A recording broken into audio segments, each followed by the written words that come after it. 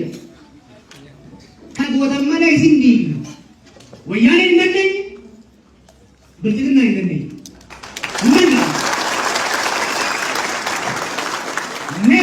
Never threaten Oromo.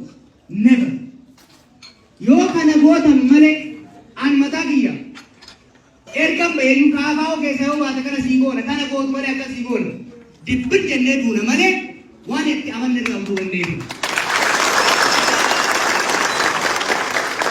Dhagaa ABO walakkaa ol fudhatee Biltsiginnaan ABO diiguu hin dandeenye. ABO diigameera?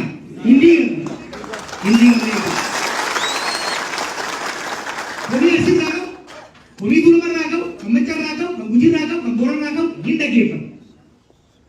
Waliin mari'atu hin sirreeffatu. Waan an jedhe fudhattan malee Arsiin as keessaa baasa, Shawaan as keessaa baasa, Wallaggaan as keessaa baasa jennaan situ ba'a malee Gujiin ba'u si jiru, Arsiin ba'u si jiru. Kanaaf doorsisni ani yeroo OMN ture wanni na aarsu yaadii akkanaatti godhamaa ture.